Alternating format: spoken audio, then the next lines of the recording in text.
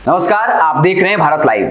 विधानसभा का सत्र चल रहा है। सत्ता पक्ष विपक्ष आमने सामने है, तीखी नोकझोंक हो रहे हैं। साथ ही साथ हर कोई एक दूसरे पर हावी होने की कोशिश कर रहा है। इसके अलावा कुछ ऐसे राजनीतिक घटनाक्रम है जिस पर आपको ध्यान देने की जरूरत होगी। आपको पता होगा इस वक्त उपेंद्र कुशवाहा दिल्ली में है और ऐसी खबरें चल रही हैं। ये अंदर खाने की खबर है कि जेडीयू के वरिष्ठ नेता वशिष्ठ नारायण सिंह अपनी पूरी कोशिश में लगे हैं कि रालोसपा का विलय जो है वो जेडीयू में हो जाए। हालांकि आगे क्या होगा ये तो वक्त बताएगा, लेकिन इसको लेकर अंदर खाने की खबर है कि इस बात को लेकर जो है मंथन चल रहा है।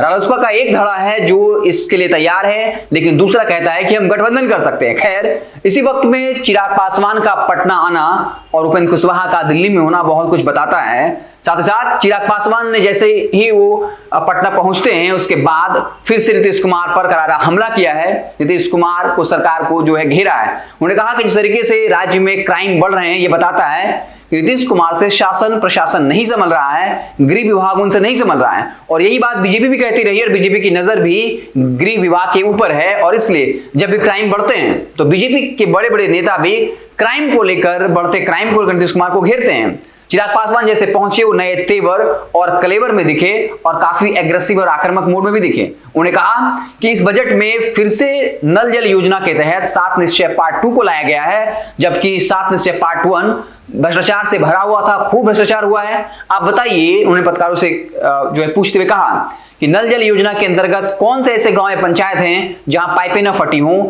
पानी की टंकियां ना फटी हों। और फिर से उसी 7 निश्चय पार्ट 2 के लिए इतना बड़ा जो बजट का प्रावधान किया गया है ये भ्रष्टाचार का अड्डा बनने जा रहा है। इसके साथ ही कई और मुद्दों पर हमला किया। उन्होंने कहा कि नीतीश कुमार चुनाव के वक्त में जुमलाबाजी कर रहे थे, दलित समाज को चुनावी झुंझुना पकड़ा रहे थे कि अगर किसी परिवार के सदस्य की मौत होती है तो उनको सरकारी नौकरी मिलेगा। चिराग पासवान ने कहा, मैंने तब भी कहा था कि ये कहीं ना कहीं क्राइम को बढ़ाएगा, हत्या जैसे मामले को बढ़ाएगा। और जब ये सवाल पूछा जाता है लोगों से कि अगर आपके परिवार में हत्या हुई है तो क्या किसी को सरकारी नौकरी मिल रही है, एक भी सवाल का जवाब नहीं मिला है। जब शासन प्रशासन से पूछा जाता है तो वो कहते हैं कि इसका नोटिफिकेशन नहीं आया। इसका मतलब स्पष्ट है कि नीतीश कुमार ने उस वक्त दलित समाज को चुनावी झुंझुना पकड़ाने की कोशिश की।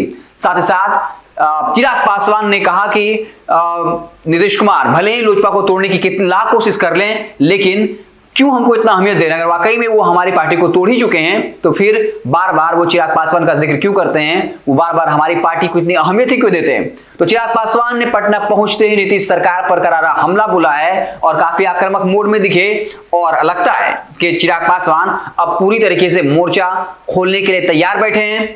एक बात और है, हम इसको जोड़ना चाहेंगे कि उपेंद्र कुशवाहा जिस तरीके से दिल्ली में है, अगर वाकई में जिस तरीके से बात चल रही है नीतीश कुमार अपने लवकुश समीकरण को मजबूत करने की कोशिश करेंगे, तो दूसरी तरफ चिराग पासवान के लिए अब बीजेपी भी नीतीश कुमार दबाव बनाएगी। अगर आप उपेंद्र कुशवाहा को शामिल कर सकते हैं तो हम भी चिराग पासवान को शामिल अपनी पार्टी में, अपने एनडीए गठबंधन में करवा सकते हैं। तो अब जो है सियासी कोहराम मचना शुरू हो गया है। साथ ही साथ बीजेपी के नेता भी अलग अलग बयानों की वजह से लगातार नीतीश सरकार को घेर रहे हैं। तो अब ऐसा लग रहा है कि कहीं ना कहीं एनडीए के अंदर कोहराम मचना तय है। आप देखते रहें भारत लाइव, हम आपको पल पल की खबरों से लगातार अपडेट करते रहेंगे।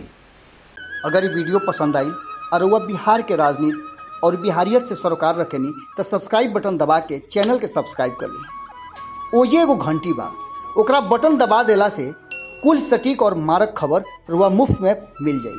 अगर रुआ पत्रकारिता के हमनी के नया प्रयोग में सहयोग कर चाहतानी तो ज्वाइन बटन दबा दी। पेटीएम नंबर नोट कर ली 9386816700। धन्यवाद।